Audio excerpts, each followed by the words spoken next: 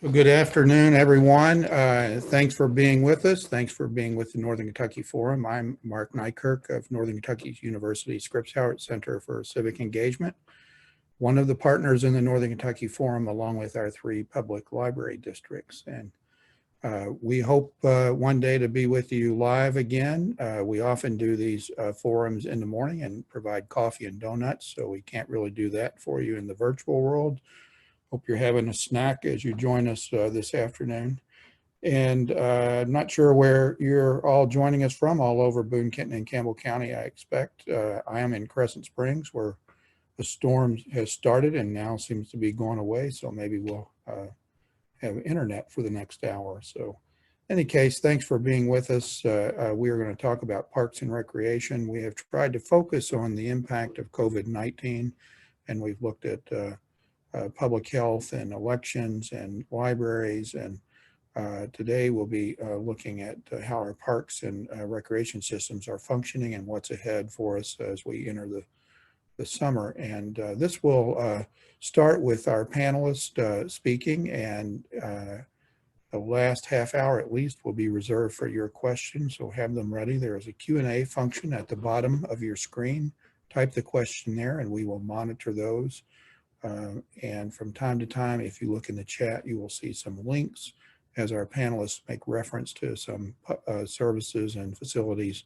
If there's a link that's appropriate to that, we'll try to put that in the chat so you can see it. We are recording, so if you have friends who missed it today and want to see it later, you'll be able to access this event from the forum's webpage, which is nkyforum.org. I think we'll probably have that up later today or tomorrow, so it'll soon be available. So thanks for being with us, and let me introduce our panel, who are all working in the Parks and Recreation area in Boone, Kenton, and Campbell County. First, we have Serra. Kim is the Assistant County Administrator for Campbell County, and part of her portfolio is Parks and Recreation. So Kim, thanks for being with us. Thank you.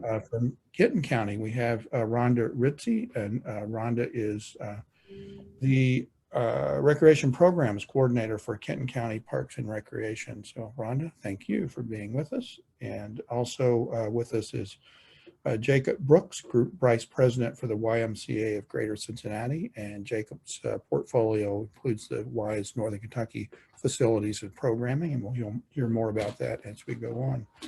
And also with us is Tim Price, who is with Campbell County Knothole. And if you, naturally my phone rings right as we start. Sorry about that. I meant to take that out of the room, but by the way, if you were to Google Tim Price and Knothole, you'll see all these schedules and communications, the elaborate things that are necessary to run a league during the summer. And we'll hear about how all that's going in the COVID-19 world. Kim, if we could start with you. Sure. Tell me what's happening in this world. We're all a world of parks and recreation. We're anxious to get out and breathe free again and see each other. And some of us have enjoyed walks in the park at safe distances. What's going on, and what do we need to know about using the parks in Campbell County? Sure. Well, just briefly, Campbell County has 3 parks, Mosier, which is mostly a sports complex, Pendry Park, and then A.J. Jolly Park, which is our flagship park. It's our largest. It's actually one of the largest county parks in the state. So I'll talk primarily about A.J. Jolly because that's where we do the vast majority of our programming and have a campground and things like that. So right about the time that COVID-19 was shutting everything down would normally have been when we were ramping up A.J. Jolly Park. We would have started to open up toward the end of March, brought our seasonal staff on, started selling season and daily passes and welcoming everybody back into the park. So the first few weeks of all of this happening, we didn't do any of our normal things. We were all figuring out how to work from home and stay safe, and in my case, homeschooling my kids and all that kind of good stuff. So eventually the fiscal court decided that A.J. Jolly Park could be one of the safe places for people to be able to get out, outside safely, get some exercise, and not feel quite as isolated, but do so in a safe manner. So what we decided to do, rather than start selling season passes and having our gate down for people who don't have a pass, is we went ahead and opened up all the gates, just basically said, come on in, just please respect the social distancing guidelines that the state has put out. We weren't offering rentals and things like that. We didn't have staff on hand. We wanted to keep our staff safe and eliminate interaction. So we just kind of opened the gates, cleared, mowed and cleared some paths and things like that, and just allowed people to come in with their own equipment. So there's boating at AJ Jolly Park. We have a 200-acre lake. We normally have kayak rentals. The first month and a half we didn't. We said anybody that has their own equipment, come on in and use it. Tennis courts, basketball courts, we were welcoming folks in, but to do passive recreation only, staying socially distanced and using their own equipment. And I think people appreciated that. For the most part, everybody complied with what we thought were, the pertinent safety guidelines, and we were able to be kind of a safe, active space for families and residents of Campbell County, and probably our other neighboring Northern Kentucky counties as well. So I think that was appreciated. It went well. And then in the beginning of May, when the governor started to talk about opening things back up, we started thinking about how that might look for AJ Jolly Park, what we could offer safely within the first few weeks of the sheltering in place kind of starting to recede a little bit. So we developed a 4-phased plan. We're in phase 1 right now. And basically what that has looked like for us is that we did start selling season and daily passes. We were able to reassign some of our staff whose physical buildings are not open right now and had a little bit of extra time, reassign them to the park so that we could offer bike rentals and kayak rentals, because we need to be able to sanitize them between every single use. So we started to kind of reshuffle our staffing, bring some of our seasonal folks back on, provide training at a safe distance. We made sure that we had hand sanitizer, masks for our staff. Our ranger station normally is a happening little place that sells ice cream and potato chips and water and fishing bait and fishing hooks and all those kind of things. So we've left that closed for now. The window is open so that people can come and buy their pass. At the window, we have, the plexiglass barriers to keep our staff safe. Our staff are wearing masks, those that interact with the public. And basically, we've opened up as many amenities within the park that we felt we could safely offer, because we want to adhere to the strictest cleaning regimens that have been suggested by the health department. So for example, our bathhouses are open, but they're only open from 9 a.m. to 6 p.m. because we have to clean them every 2 hours while they're open. So we did add some portalette stations, additional ones throughout the park with hand washing stations. We, our maintenance staff installed hand sanitizer stations in various places around the park where people tend to gather safely, and those kinds of things. So that's kind of how this phase 1 has looked for us, and it's gone extremely well. Luckily for us, AJ Jolly Park is very big and there's a lot of space to spread out. The other thing we have done from the beginning was some of the areas that are normally restricted until camping opens, we've just opened those gates as well. So we've given the opportunity for people to spread out even further. And thankfully, our guests and patrons have cooperated and are, picking up after themselves, leave no trace, that kind of thing. So we've been able to open things up a little bit more than we normally would during the height of the season. Of course, there's normally events and things going on at this point that we're not doing, and I don't foresee us doing any of our normal large events. We usually have 2 music festivals and things like that. I don't anticipate, we haven't officially canceled those yet, but we partner with other groups to bring those about. And I think the consensus at this point is that we won't hold any large events because we just would rather be safe than sorry this season. So that's kind of where we are right now. We have a couple phases that we hope to open things up even more, including camping, which is going to, phase 2 includes some camping, which we're going to start next week. So I can get into that now if you want, or I don't want to monopolize the time. So if we want to talk about what those later phases might look like, I can do that, or we can hold that till later. We'll move to that in a minute, but let me ask Rhonda, some of this must sound familiar to you. What's the picture in Kenton County? Yeah, very much so. So the parks that we have in Kenton County are Middleton Mills Park, Lincoln Ridge, Richardson Road Park, and Pioneer Park. We also have Doe Run Lake. So we kept them open, of course, as well, too, for passive recreation. So allowing people to use our trails, we saw an increase in people being able to use our trails during that time. So a lot of the same things, though, closing all those courts and our restrooms or keeping our restrooms closed at the time, closing our shelters. And so a lot of those same protocols that Campbell County has witnessed as well is definitely what we did. Now we are encouraging people to come out and play. We're encouraging them to continue to use social distancing, washing their hands. We still don't have our restrooms open, but we do have portalettes available. Our shelter house reservations are going to start July 1, and those are going to be for events that are 50 or less, to keeping in line with those guidelines as well. And again, I mean, our patrons have just been great about keeping the social distancing, making sure that they're in group sizes that are recommended, and making sure that they're with their family units. So now as far as programming goes, the same, we would be doing programs 2 and 3 times a day, or 2 to 3 times a week during the summer. However, we are doing virtual and then posting some activities on Facebook, and that's kind of where we're at with our programming as well. So talk a little bit more about that too later. Great, thank you. Jacob, I think the Y has some indoor and outdoor facilities, but also the Y that some of us remember as children, you have a vast amount of programming. What's Y life look like, and what will it look like? Sure, absolutely. So in Northern Kentucky, we have 2 what we refer to as membership facilities. We have the R.C. Durr YMCA, which is located in Burlington. We actually lease about 13 acres from the county. We sit in Boone Woods, which is a county park.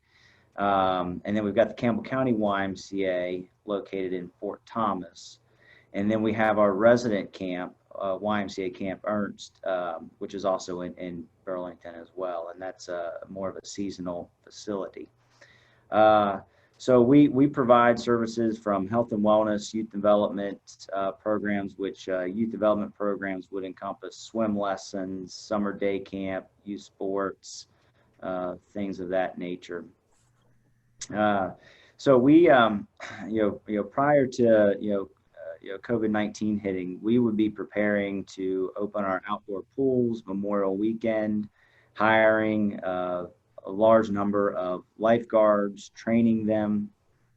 We would also be preparing for our summer day camps at our 2 membership facilities. Both at the Campbell County YMCA, we typically have about 110 to 120 youth with us a day over there in the summer.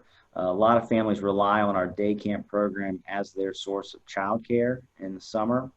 And then at R.C. Durr, the same, you'd see about 250 kids here a day. And again, families utilizing day camp as their source of childcare in the summer. So we'd be preparing to hire counselors, trained counselors for our day camp programs, preparing for summer activities, baseball, soccer. And so, obviously the current situation has impacted us drastically. We actually just reopened on Monday, this past Monday, June 1st. We were able to open our fitness centers. So we've seen a slow trickle of members come back this week. Next week, we'll open our indoor pools at both the R.C. Durr YMCA and the Campbell County YMCA for lap swim and exercise only. And I should say we as well have a 3-phase relaunch plan, and we are in the very early stages of phase 1, which is very, very basic operations such as fitness centers, We won't launch any of our group fitness or larger activities until phase 2, which we anticipate taking place in July. And unfortunately, due to the circumstances, we did make the difficult decision to not hold resident camp at YMCA Camp Ernst. We felt that under the circumstances, there was really no way to safely social distance, a program where kids share a cabin. We will have 10 youth and 2 counselors in a cabin. We looked at models to cut that down to maybe 6 youth per cabin, and then unfortunately that just wasn't financially feasible option for us. And still, camp is it's difficult to socially distance in that environment. Sanitizing various equipment or activities in between use of every youth. I mean, we would have 450, 475 youth that stay with us out there a week in the summer. And so unfortunately we made the difficult decision to not run resident camps. Only the second time in the 92-year history of YMCA Camp Ernst that we have not held resident camp. The last time was the last pandemic, which was the polio pandemic back in the 1950s. But now, fortunately, we are going to utilize Camp Ernst for our day camp program. We're not going to run day camp at the R.C. Durr facility or the Campbell County facility. We usually use the Woodville Elementary School as our site for day camp in Campbell County, and unable to use that location this year. So we'll concentrate all of our efforts to serve our families at Camp Ernst for their child care needs. Jacob, before I move on, just real quick, can families pretty much keep track of that on your website? There's all these programming options and things that are changing as we see what works in reopening. Is that the best way to keep track of what's available? Yeah, there's if individuals want to go to our website, which is myy.org. So that's myy.org. You can find the latest information as to what services are coming back online, different protocols and practices that we have in place, such as screening, capacity. For example, members will have to reserve a lane 24 hours, no sooner than 24 hours in advance, because we can only have one swimmer per lane right now. But as we start to roll out other programs, myy.org will be the best place, as well as social media outlets. Both Campbell County YMCA and RC Durr both have individual Facebook pages that you can follow as well. Great, thank you. Tim, we all missed the crack of the bat. What's happening in youth sports? Well, yes, we absolutely all do miss the crack of the bat. So when COVID-19 hit, it was right in the beginning of baseball season, registrations and practices and everything going on. So it kind of put everything at a standstill for us. As of right now, per governor's guidance and decision-making and things, we do plan to start baseball starting June 15th this year in Campbell County. We will host practices for about 2 weeks or so, and then try to get game scheduling starting on the 29th. We do have special guidelines and guidances that we're working with local health departments and things, trying to keep everybody as safe as possible when it comes to playing baseball per all the governor's guidelines and everything. We think we have a really solid plan to kind of keep everybody at least distanced enough, keep the kids safe, and still be able to get out and have fun and play baseball. Get them into the mix of everything as far as, getting outside and not being lazy for 2 months stuck inside and different things like that. We've been working with the fiscal court. The complex that we hold is also on county property. It's Pendry Sports Complex. We have 8 baseball fields that we control down there. A couple concession stands, no hard bathrooms, but we do have porta-johns and portalettes also that we require. And it's it's been a great process as far as the parents in the community. Everybody has been awesome, very patient, understanding. But yeah, everybody is absolutely looking forward to getting out playing ball, and looks like we get to start that on the 15th. Very good. Play ball. But I suppose all of you have to deal with the matter of we're kind of walking into unknown territory here, and we don't know if there'll be a second wave and so forth. So do you all have plans to shut back down if you have to? I mean, it feels a little like we're probing to see what can we do, and we all want to get back out in the world, but we have to be ready for what if this doesn't work? What's the thinking on that? And in any order you want to go. I guess I'll go first since I was just the last one, if it's okay. So we do have policies and stuff in place. We actually are asking everybody to take temperatures and things before they come to the park to try to eliminate as much of that as possible. If there is any cases, we are to isolate the individual, take temperatures. Obviously, we report everything to the health department, and then they will have to have steps and do tracing and back tracing and things like that. So we do have steps at Pendry and for the youth sports, communicating with the local health department. Rhonda, how are you all thinking about that, just in terms of observing how it goes and reacting accordingly? Right, so we would still leave our parks open for the passive recreation if need be to actually close down. Mainly the big things that we had to close down were our fields or courts and our shelters and our restrooms. So very simple as far as things that have to be closed down. Elsewise, all other areas could remain open.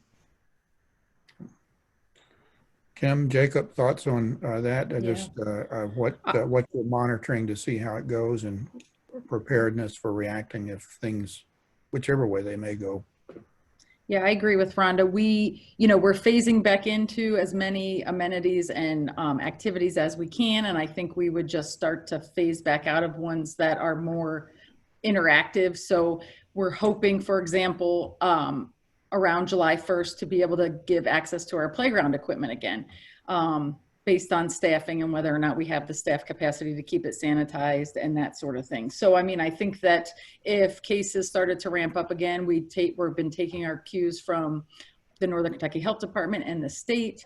And what we would do is we would just start to remove some of those activities that promote gathering and have a lot of interaction. I agree with Rhonda. We would leave all the passive activities open at Pendry, like the walking trail, and at Jolly, as long as we can, weather permitting, because we normally start to shut a lot of that down toward the end of November anyway, although we do leave Pendry open for walking and things like that all winter long, unless there's a huge snow, which we haven't had to worry about in a while. So I guess that's a good thing. But yeah, we're taking it every, week by week. How are things going? Kind of assessing our staff, assessing how well people are cooperating and adding things back. And I think we would just start to ramp down if we are asked to, or if it becomes obvious that we need to. So, Jacob, sound familiar, or how are you all thinking about it?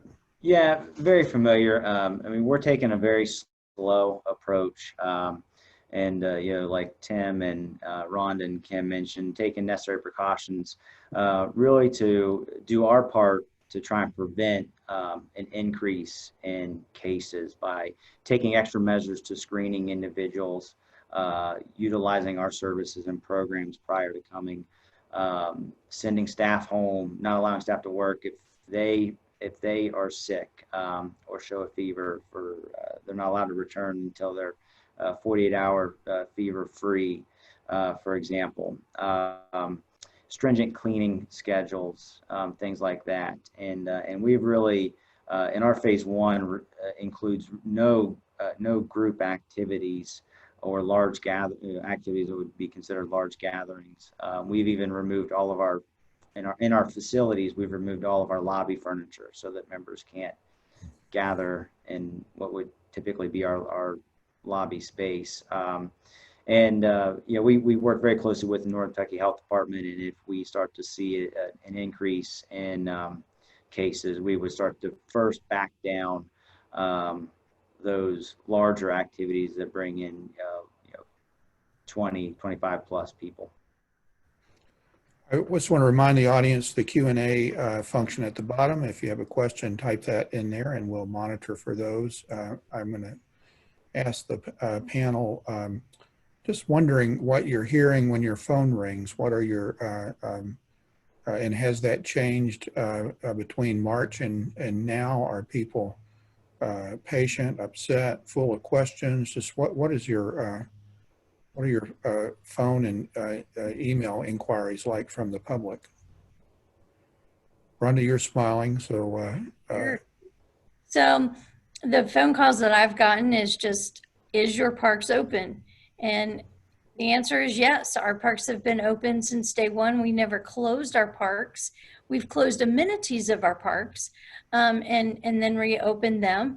But, I think most people have been very happy that we have left those walking trails, the opportunity to go fishing, anything that they could still do to get outside. At the point of the beginning, people just wanted to just get outside, enjoy the fresh air. And so in doing so, people are very appreciative that we were able to leave those trails and open spaces available.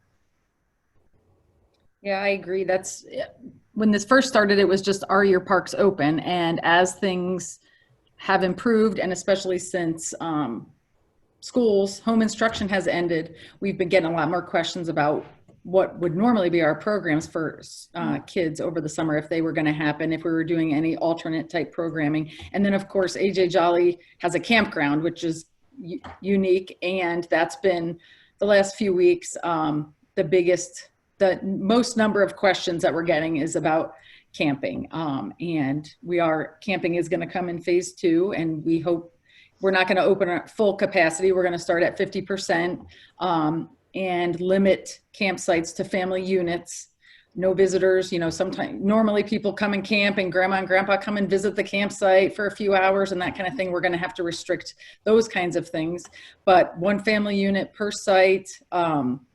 We are going to start to open that June 11th, and with hopes that everybody cooperates and that it goes well, and then we're able to stay on top of sanitizing the bathrooms and that sort of thing. And if that goes well, then we will, as Rhonda said, right around July 1st, move our camping to about a 75% capacity, and then also hopefully we're hoping to be able to open playground equipment at that time and shelter rentals as well for 50 or less people. So that's kind of the direction we're going, but we're taking it, week by week and adding stuff back in as we feel comfortable for everybody's safety, guests and staff. And the best way to know what's available when, it would be to go to the Campbell County website, which is campbellcountyky.gov.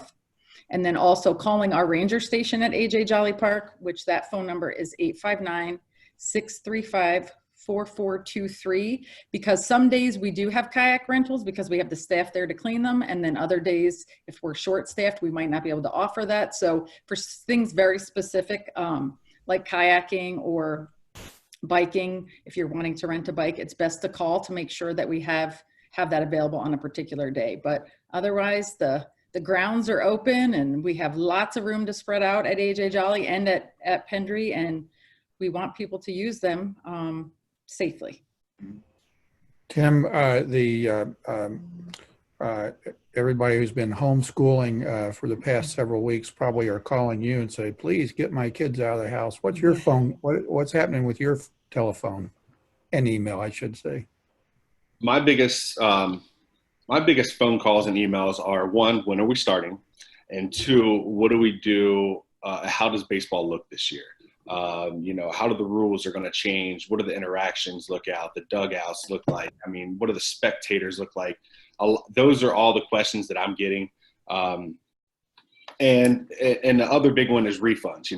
Are we going to do refunds this year? What is our refund process? Because, the scare and not wanting to put your child in danger, which, we could all understand.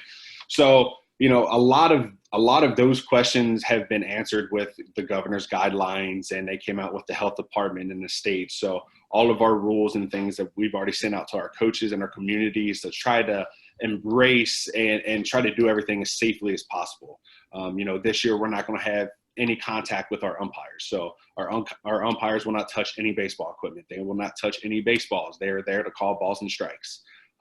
They will stand behind the home plate if they do not want to, if the coaches or parents are not, comfortable with them being behind the home plate, then they can be behind the pitcher. So there's different rules that we're trying to do to make it safe, but those are the biggest calls and concerns and questions that we're getting is, is it really worth it to play baseball this year, or, different things like that. So, we've been, as a community, really good, reassuring everybody. Everybody's taking good steps, and, hopefully everything goes as smooth and as safe as possible. Jacob, you have members that are paying membership dues and used to using the Y. What are your customers saying as they communicate with you? Yeah, sure. We were getting a lot of calls over the past 10 weeks that we were shut down, wanting to know when they could come back.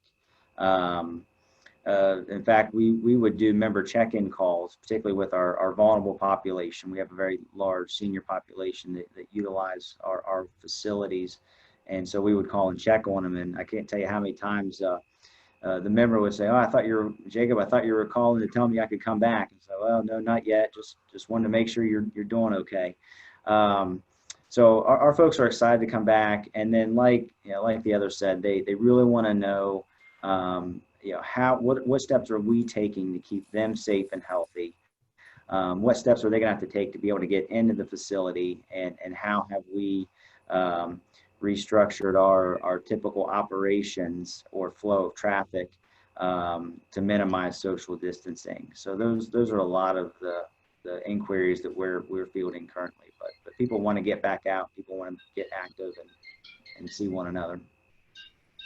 We have a question, and Kim and Rhonda, this may relate most to you, but others, if you have feels pertinent, add also, and that is, of course, a lot of the races that we know of, the foot races like the Boston Marathon, have been canceled, but in our region, it seems like there was a 5K, 10K every weekend. Are any of those coming back? What are the park and recreation folks thinking about those running events? At AJ Jolly,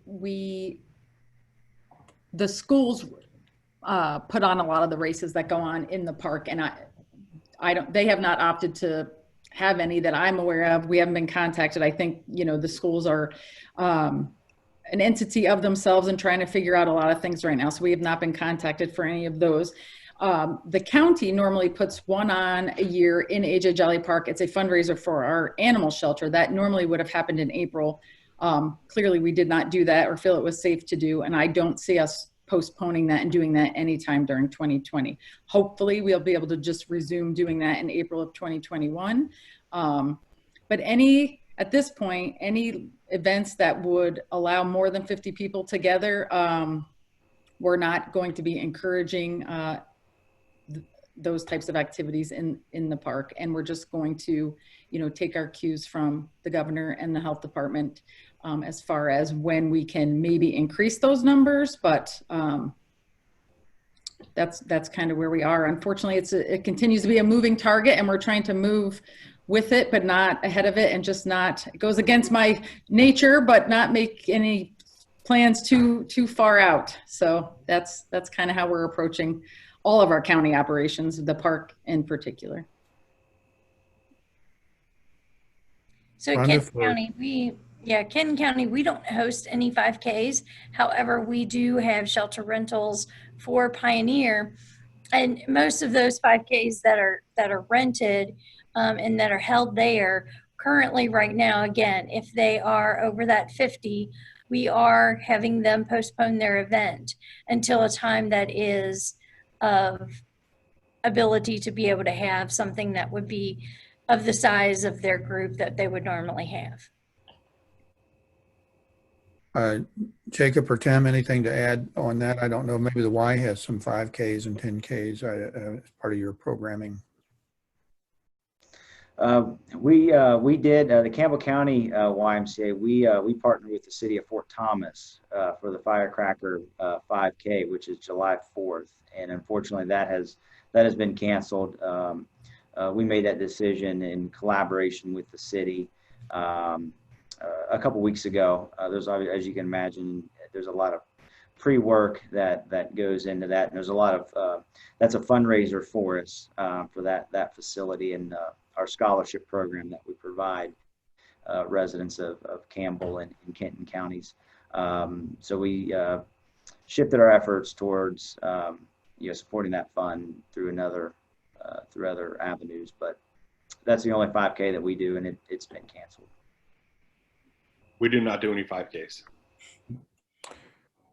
Jacob, I have a question specific to you, if I could, from an audience member. Will the Y do restoration for group fitness? How is the Y controlling the number of members inside during this first phase? Mm-hmm. And at this point, do you think the Y will open the outdoor pool this summer? I know you've talked about some of this already, but those specific things for you, please. Yeah, absolutely. So to answer the question, will members have to make a reservation for group exercise classes? The answer to that question is yes. When we launch our group exercise classes in July, we're anticipating that we'll get those back online in July. Members will have to make a reservation. We have an app that we're using called Motion Vibe. It's the same app that we're using to take reservations for the indoor pool. Because like the indoor pool, group exercise classes will have to operate at a lower capacity than what typically we would to accommodate social distancing requirements. The other question, I believe, was how are we controlling the number of members inside in the first phase? We do have a limited capacity at both the RC Dur and Campbell County YMCA. We have a capacity of 70 that we can serve at a time. And we haven't come close to that yet. Members are still slowly coming back. But we will, we have a counter at the desk, so we're keeping track of members as they come in. The front door, we're asking members to keep their workout to an hour so that we can accommodate everybody and everybody can come in and get their workout. But we're also, so on top of social distancing, we have a lot of equipment and we have a lot of high touch surface areas that people come in contact with. So we have a very rigorous cleaning system established, and we're guaranteeing every member that a staff member is sanitizing each piece of equipment, at least cardio equipment, in between use of members. And so we're managing and limiting our capacity so that we can adhere to that rigorous cleaning schedule. But hasn't been an issue yet, is where we've had to turn anybody away because we've reached our capacity. If we get to that level, then we'll implement the same app, Motion Vibe, and ask our members to make a reservation on the hour in advance. And then I think there was a third about outdoor pools. Will the outdoor pool open at all this summer? Yeah. Unfortunately, I can't give a firm answer at this time. We're paying attention to a couple of things. One are the guidelines or the requirements rather that will be issued by the state as to how we'll have to operate recreational and leisure pools. We haven't seen that yet. That's one. And the other thing that we're paying attention to is when school starts. Our season, even though we will keep under normal circumstances, we keep our pools open through Labor Day. But our season, for all intents and purposes, really ends when school goes back in session. We lose 80% of our workforce once kids are back in school, and we see attendance drop significantly once we get into August. So the timing of that and what the guidelines say will play a significant role in our ultimate decision. Tim, I wonder if you would kind of paint a visual for us here on the field and off. Will the players being wearing masks, or is first base far enough away from second base, and kind of take us into the stands too? What we setting with more spacing? What's the experience like for the child? What's the experience like for the fan or parent? Can we still buy a hot dog and a Coke? Just what's Knothole look like in 2020?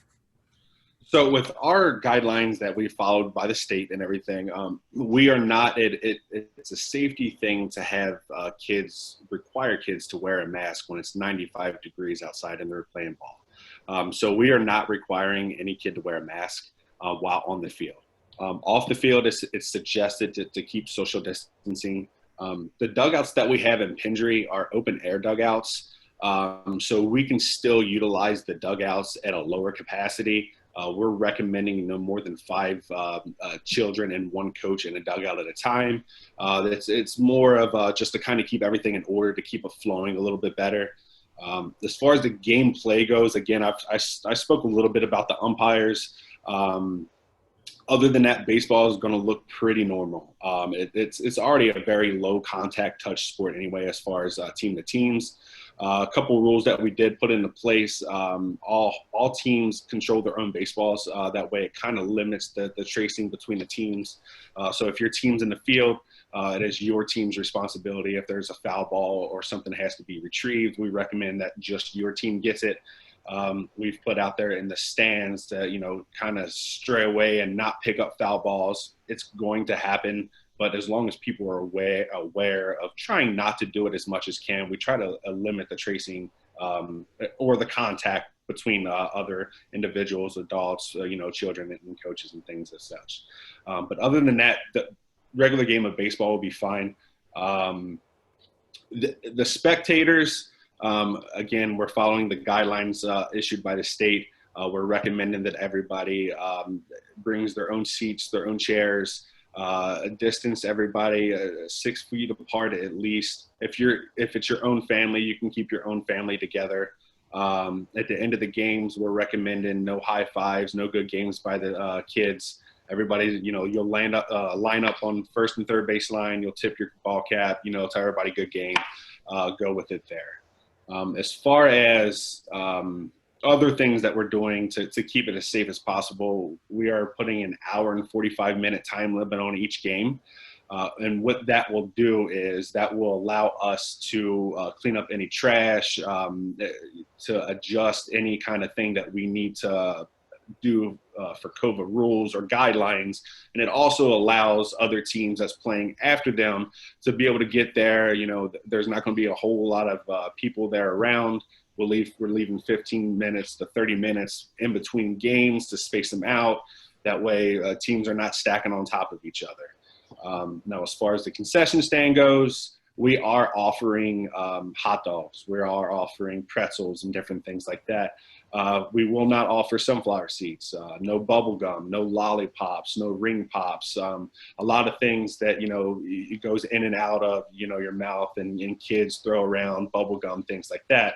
We're trying to eliminate those things as much as possible, but still have the somewhat experience of going to the ballpark and watching your son play or daughter, or whoever it is. Kim and Rhonda, are there other sports in our parks that are group sports that will return in some fashion or not be able to return this summer? Go ahead, Rhonda. We basically just with baseball and soccer. So soccer is planning to follow the same guidelines as well as doing some skill training starting June 15th, as well as then going into more extended activities June 29th and moving forward from there with their fall season. Football is gearing towards being back up around the very end of July to beginning of August. Our football stadium, they're looking at about August 15th to really start into games.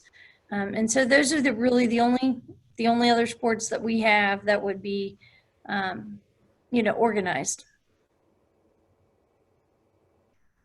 Yeah, the only other organized sport we have at any of our parks is soccer, and they are, working on their plans to ramp back up. But I have not been as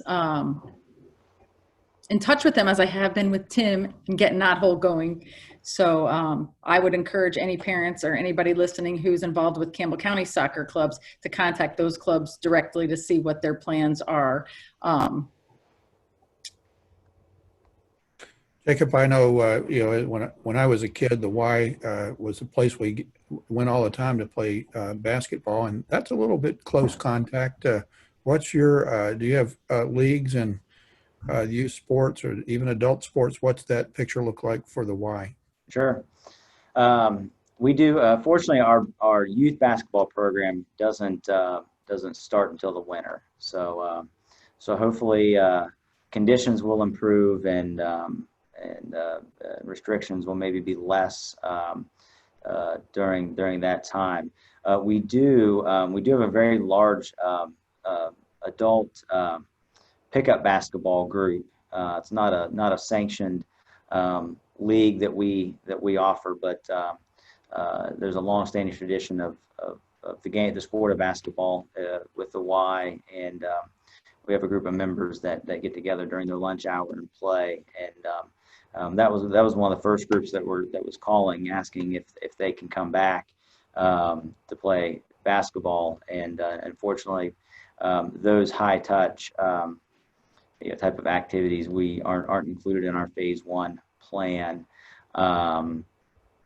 We are partnering with the Florence Freedom this year for baseball, and so we will offer baseball, and we're going to implement a lot of the very same things that Tim was talking about with Campbell County Knothole for our baseball program with the Florence Y'alls. Forgive me, the Florence Y'alls. And then we do youth soccer, which will start in August, and those will follow the state guidelines as far as the coach per player group, and keeping. Fortunately, we utilize a lot of our field space, in Campbell County Parks at Mosier, and then at Engle Ottawa here in Boone County, and have plenty of space to be able to spread out and keep groups small.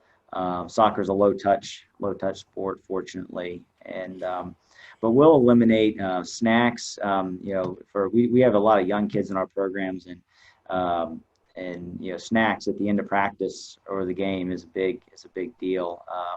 So that may be one of the longstanding traditions that we don't do this year, is provide a team snack, just because of the constant, even though prepackaged food is prohibited, but there's still a lot of touching and handling and passing. We want to be very safe to prevent any type of spread of any type of infectious disease.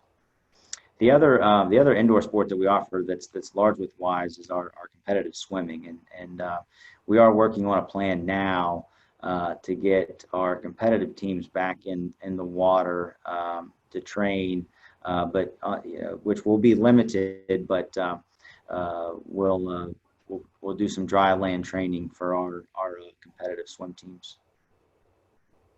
Tim and Rhonda, and probably are best to address this question, but on behalf of the cycling community, I know, from a mountain bike standpoint, maybe the Boone County Parks and Devou are probably the real go-to places, but you may also have some, just what's it look like for the cycling, road, and mountain biking communities right now from a Parks and Recreation standpoint? We don't have any mountain biking trails. We do have a lot of bike paths, and those have been extremely popular, more than usual, at Pendry and Jolly. But we don't have any mountain biking trails, and there was a bike race scheduled to go through Campbell County, I think in June, that got canceled by the promoter because of the COVID-19. But as far as biking in our parks, the bike paths that we have are being utilized. Biking is a pretty easy sport as a family to do without a whole lot of whole lot of contact. So that's been pretty popular. Same here in Kenton County. We don't have any mountain bike trails, but our bike pass or being able to ride bikes throughout our parks is still available. A number of, all of you really have mentioned, particularly around the need to keep sanitize and clean a lot and so forth. I'm wondering, are you able to find the supplies you need? Or what are the equipment and supply and challenges that you may be facing, or is everything working well? We've been extremely lucky. Our Office of Emergency Management team are extraordinary at finding and getting the supplies that we need in all emergencies that we've had in Campbell County, and this is the same. So we've not had, other than maybe very early on with masks and things like that, we've not had a hard time getting the types of supplies that we've felt like we've needed in order to start to open things back up. At the parks in particular, we, as I said earlier, installed hand sanitizer stations, got more porta potties with hand washing stations placed strategically. And then the other thing that we've done, which we always spend a lot of time and attention in our bathhouses at our parks, keeping them clean. Obviously, we've had to ramp that up tremendously, and some of the equipment we're cleaning. What we've done is used sprayers, sometimes garden sprayers, and sometimes more industrial size, strength, actual ones that are meant for cleaning, to put the right types of cleaning, safe cleaning solutions in those to make the cleaning process quicker, since we have to do it so much more frequently, but also safer for our employees so that they're not having to touch and scrub and do as many of those kinds of things. And obviously gloves, and we've not had any trouble up to this point. Our OEM staff, again, Bill Turner and his team, have been able to get what we've needed in terms of gloves and that sort of thing. So supplies have been available. It's been finding staff who are comfortable to work in this environment, and getting people onboarded while everyone's working remotely, and then figuring out what the right timing is, because we also don't want to have staff interacting when we can help it in terms of being in our facilities and keeping things clean. So we've been creative, but we have had, I do feel like we've had the supplies that we've needed. We've gotten hand sanitizer donations and that sort of thing. So we've been lucky that way. Others on the supply? We have not had any issue thus far with supplies as far as gloves, PPE, and cleaner. We stocked up prior to COVID, prior to being shut down, and then with not operating for 10 weeks and full capacity, we haven't gone through it nearly as quickly as what we would have had we continued to stay in operations during that time. The one piece of equipment that we are waiting for is an electrostatic sprayer, which is why our showers are offline right now, the members. Without that piece of equipment, it'd be very difficult to sanitize them as frequently as we will need to in the locker rooms in general. I mean, our locker rooms are closed right now for our members until we get that piece of equipment, which we hope to have here in the next couple of weeks. Well, we are nearing the end of our time together, but I would like to take a few minutes here as we close out, just to let you all have some concluding remarks. And Tim, if we can just start with you, and we'll go in the reverse order that we started. It certainly is an interesting time, but I thank all of you for your service to the public. As someone who doesn't like to be indoors, I appreciate everything that you're doing. And just some closing remarks, Tim. Yeah, I would say, I guess my closing remark is the community's been fantastic. The communication between everybody and the families and the parents and the kids, everybody wants to get out and play. Everybody wants to do it safe. Everybody wants to get out and be able to enjoy the beautiful weather that we have every now and then. So, my closing remark would be, let's do it safely, as safely as we can. Let's let the kids enjoy the sun and the outside and enjoy memories that you're going to make with your family. But we just have to make sure we do it as safe as possible, and everybody, respects and goes with the guidelines. Jacob? Yeah, a lot of what Tim said, the community support has been great. It's been very rewarding and comforting to see how we've come together as a community to support one another, to check on one another. Personally have a much more not that I didn't have an appreciation for the parks, but we've got 3 young kids, and we certainly took advantage of the parks that we could get to that were open with trails during this time. Looking forward to getting back to some, closer to what we know as normal, or what we knew as normal. But like Tim was saying, we've got to do so safely to prevent an increase or a surge in cases, and run the risk of going backwards again. Rhonda, thoughts? Yeah, I would again like to just thank our citizens and our patrons for being able to allow us to keep it open because of their great behavior in the parks as well. I would say, for Kenton County Parks and Recreation, even though we're not doing in-person programs, we are still programming.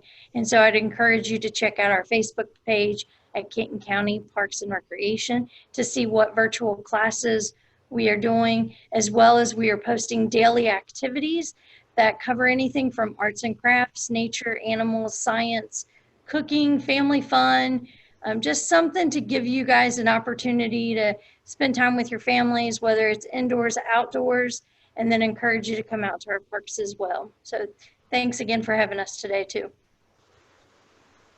Kim, closing thoughts? Yeah, well, thanks certainly for having us today. I would just say that, yeah, it's a moving target. We're doing our best. Our staff have been phenomenal. My parks manager, Larry Harrod, and my maintenance director, Mike Braun, and their staffs have done a great job at our parks. We're making it as safe as possible. There's still probably going to be some things we can't offer, or things that we ask you to do as a patron that you don't like, but remember, we're doing it to keep you safe. But come out, as Rhonda said, we're going to try to have some programming. It just won't be large groups. For example, Tuesday and Thursday mornings, we are going to have some yoga on the stage, outdoor, weather permitting, spaced apart. We are going to partner with the library, where we would normally have our Jolly Thursday program that brings 300 to 500 people every Thursday morning. We obviously can't do that, but we're going to install what's called a storybook walk along one of our walking trails, so that families can come out and do that as a family unit and be socially distanced from other families. So I encourage you to check out the Campbell County website and call the Ranger Station 859-635-4423 for specific information about what's going on. And let's just be courteous to each other, and thank you for cooperating when you are out at our parks. It helps us to be able to stay open. So. Well, Kim, Rhonda, Jacob, Tim, thank you very much. I hope you can hear it, but that is the great applause from all of the audience, thanking you for your service and for your information today.